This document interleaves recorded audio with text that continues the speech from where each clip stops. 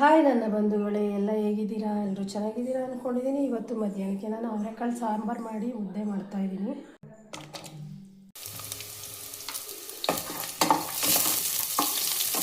ಈಗ ಒಗ್ಗರಣೆಗೆ ಹಾಕ್ಕೊತಾ ಇದ್ದೀನಿ. ಈಗ ಈ ಒಗ್ಗರಣೆಗೆ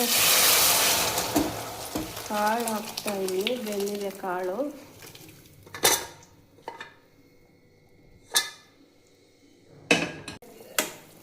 ಕಾಳೆಲ್ಲ ತುಂಬ ಚೆನ್ನಾಗಿ ಬೆಂದಿದೆ.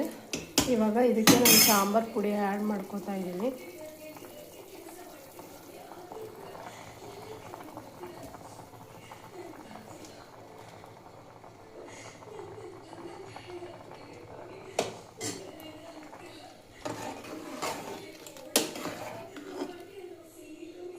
ನಾನಿಲ್ಲಿ ಅವರೆಕಾಳು ಸಾಂಬಾರಿಗೆ 1 ಸ್ಪೂನು ಅಕ್ಕಿ ಹಿಟ್ಟು ತೊಗೊಂಡಿದ್ದೀನಿ. ಯಾಕಂದರೆ ನಮ್ಮ ಅಜ್ಜಿ ಅವರೆಲ್ಲ ಅವಾಗೆಲ್ಲ ಅವರೆಕಾಳು ಸಾಂಬಾರು ಮಾಡಿದ್ರೆ ಕಾಯೆಲ್ಲ ರುಬ್ಬಾಕ್ತಿರ್ಲಿಲ್ಲ.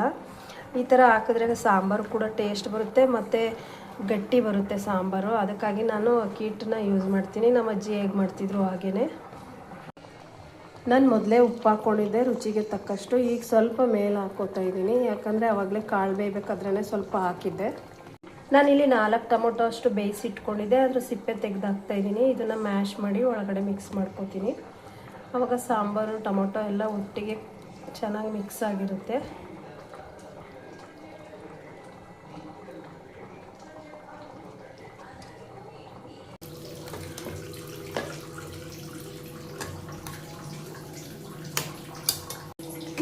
ಸಾಂಬಾರು ರೆಡಿ ಆಗಿದೆ.